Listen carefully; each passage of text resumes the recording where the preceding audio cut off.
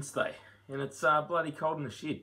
So I've got a warming beer that's been sitting in my fridge for 6 months. So tonight, it might look like a recalled Panhead Supercharger, but it's not. It's in fact a Stass Brewing Tripel Beermail. So I've got 8.5% triple on a school night. Anyway, been looking forward to this for a long time. To be honest, not in the best shape for it. I got a bit of a cold, but I doubt there'll be a lot of hop aroma after 6 months, and I'm still tasting pretty good. Anyway, let's get that cracking. So while I sort this out, going to Gabs this weekend. So I'm meeting up with a host of BrewTube royalty, some of the Auckland and the Taranaki crew. So really looking forward to that. That's a great Australasian beer festival, and that's at ASB Showground. So we're doing the Saturday day session. So it'd be awesome if I actually saw some of you there. Definitely see some of the BrewTubers, and should it be good to have a catch up and just froth, absolutely froth, and fizz at the bung about some outstanding Australian and New Zealand beers. So really looking forward to that. Anyway, I digress. We're here for the taste of the Stass beer. Nice clean glass.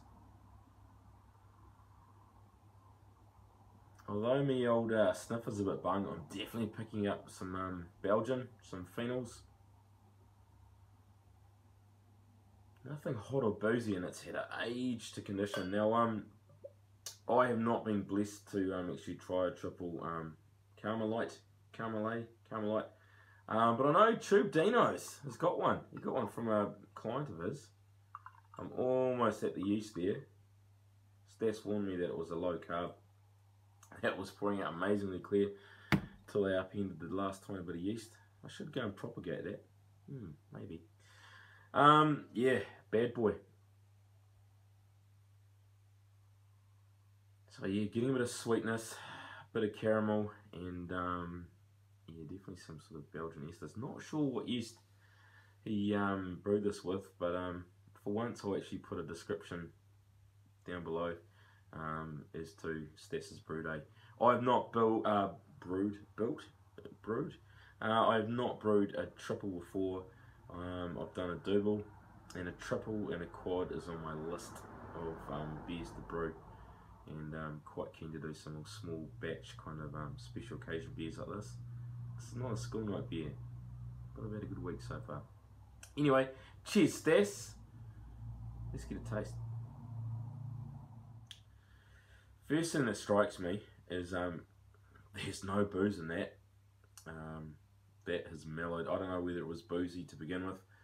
I suppose it's only 8.5%, but that is a big beer. I'm not getting any booze off that. Massive banana. More so than any wheat beer or Belgian beer I've brewed. I've only done a couple.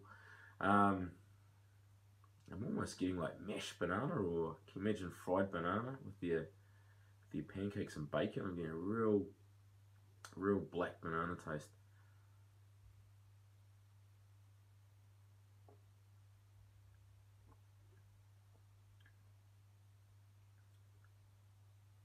Just a very light bitterness. Some awesome caramel, a little bit of spiciness, but shit, this is a clean drinker. I think it's easy for someone to just throw a whole heap of malt and a Belgian yeast and expect to produce a smooth sipper, but Stass, mate, that is superb. I know Dino's tried this, and I know Dino's got the real thing. Be interested to know whether Dino reckons that this is like the real thing, but yeah, awesome beer, Stass. I'm not going to wax too much lyrical about this. I'm going to sip this in my easy chair when the missus is finished with the TV. So cheers, Stass. It's a top beer. I've got the Pilsners there sitting at 1 degree, so I've got a double batch I did ages ago. I'll probably show you that Brewday footage in a couple of weeks once it's been carved up and ready to taste. Real keen to do a bit of a grain to glass. And speaking of which, at the end I'll show you the Danklord. Excuse me a minute, I've just pulled this one up. So just a wee taste, or a wee snifter. So still real cloudy. This is a beer that you'll see in the video that I brewed, and might as well check the video right here. So just waiting for that HLT to heat back up a few more degrees, and our strike water, we ended up about 64, 65, a little bit low. I just want to bump that up to medium body because it is a double IPA. So that's just sitting there and doing its thing, and I'll get some water additions in soon. So in goes our special blend. Yeah, it's pretty much the usual four suspects: Epsom salt, calcium chloride, bit of baking soda, and calcium carbonate. I think I said all the four I used. Anyway, whatever, it's in, it's fizzing, and we're almost about to recirculate. So yeah, just mashing a bit high there, 68 or so. Just want to get a bit of residual sweetness. This thing should be about 7%. And a little bit darker now, couldn't help myself. I put a small amount of brown malt and a little bit of Shepherd's Delight in there, just to get a bit of reddy brown going on. Yeah, look too light for me. Never can tell. I think a beer ends up way darker once you've fermented it out, in my experience. So yeah, a little bit more reddy hue, getting clear, and I put a tiny little bit of oats in there just for a bit of body. See you at boil time. Boom, 5.2. Consistently getting the number I want, thanks to a little bit of change up in the water chemistry and the amount of acid malt I use. I normally get about 4% acid malt. There's a little bit of dark grains in here, which is probably giving me a little bit of help, but yeah, happy with that. Hopefully the beer will be bloody good. Just took a little sample before of a beer that I made. Not a huge amount of aroma, but that malt is coming back. So there we go, filling up the boil kettle. Looks a lot darker than it is. It's actually quite a nice red beer, very reminiscent of the last Yakima Scarlet I did. So yeah, get that bad boy filled up and start thinking about a little bit of hops at 60 minutes, and then just hop bursting throughout the next, I suppose the last 20 minutes. Alright, in goes our kettle additions. Better do this before it gets too hot, because she bubbles and spits. If you've ever put stuff in a boiling Erlenmeyer flask, you know all about it. So yeah, I think it's BPA free. Just get that shit in there. Yeah, nice. Looks like a decent bit of protein in there.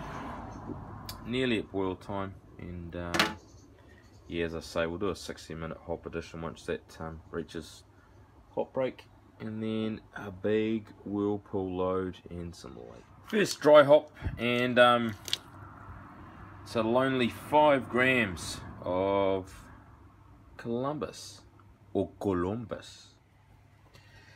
In goes our 10-minute addition, which is 20 of each of Columbus, Centennial, and Simcoe. And just getting that water chiller sterilised, so I'm actually just pumping whilst I'm still boiling. Last 5 minutes. There is 60 grams, 20 each of the same Columbus, Centennial, and Simcoe. Dropping like a stone. We're going to get that down to 80 and keep whirlpooling. And as much as I've planned out this recipe, I can't help myself. I think I'm going to drop a lot more hops than I'd planned. With that little micro 5 gram bittering addition, I'm going to drop a shit ton in that whirlpool. Yeah, obviously I know that bittering, you'll get a bit of that from the dry hoppage, so I don't want to overdo it here, but a lot of those hops will be left in the bottom of that bad boy, So here's hoping we actually scrape together 5 gallons. It's had a pretty decent boil off tonight, and look at that hop sheen on the top. So there's 100 grams already. This is my planned addition, but I'm going to add a few extra goodies. I'll keep it a bit of a secret anyway. Can't tell you guys all my tricks. Hopefully it won't be dud beer, because then it ain't a trick. So I've been whirlpooling for a good half an hour. I don't know if you can see that, but there's this big ass slick of I don't know, it must be hop oil. I'd like to think it's hop oil. Anyway, that's been whirlpooling, and it's almost down to a temperature where I can pitch that in the fermenter and get some yeast in it. Just hoping that that should separate out once I stop the whirlpool. We'll soon see, and get a clear beer. As I was saying, the sniffer's a bit off at the moment. I've let this warm up. What I'm getting is some pine, I'm getting some resin, and I'm getting a bit of tropical fruit. I dry hop this with a whole heap of stuff. To be honest, I was having a bit of a hop container clean out. I must have got through about 7 half opened packets, and it was a real good clean out. I have tried this before. What I'm getting off it is massive licorice. I'm getting some juicy fruit. I'm getting, I suppose, a little bit of spiciness. I think what I think I've done is I've overdone the Columbus. I've just brewed that Yakima Scarlet, which I was really happy with in terms of it being piney and kind of resinous. But I think this is too Columbusy. Do you get what I mean? I don't know. If you brewed with Columbus and use it as a bittering and a bit of a flavouring and even a dry hop, I'll be interested to know whether you think it's just a little bit too heavy-handed.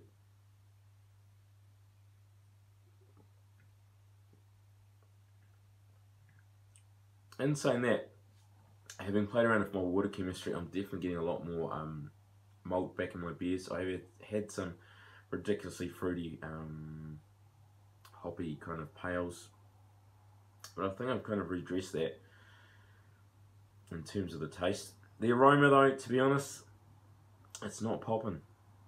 It's not dank as I'd like it to be. So yeah, I'm going to do a rebrew of this. I think I'm going to do a lighter base malt. You can kind of see it's a little bit dark there, and I think I might do something that's a little bit more golden, and just lay off the Columbus. I've picked up a couple new hops that I'm going to use in this, including, I think I'm going to use a bit of Nelson Sauvin, because I've heard that that's got a touch of the old dank. I think I'll continue with Mosaic just in terms of it being such an all-round juice bomb, and I think I will probably look at a bit of Summit, even though I've been warned it tastes or smells like a bit like garlic. I don't care, I reckon it's dank. And I think we'll stick with the Centennial. I think we'll put a bit of Amarillo and possibly a bit of citrus. So yeah, and maybe some Cascade. So a lot of C hops. Dial back the Columbus because it's just got that real big Columbus bitterness. Yeah, anyway, cheers, thanks a lot. Just before I go, hopefully a couple of you guys are going to Beervana. I have just volunteered to help out down there, so hopefully I'll get the free ticket, and I'm looking at doing the Saturday day session. So any of you brew tubers down there, I think old Gibbo from No Quarter Brewing might head down there as well. I know Aiden and Jace are going down there on maybe a separate day. I think they're going down on the Friday, but yeah, hopefully see you at Beervana. And yeah, I'm just going to take it easy at Gabs. I haven't had a hangover for like 5 years.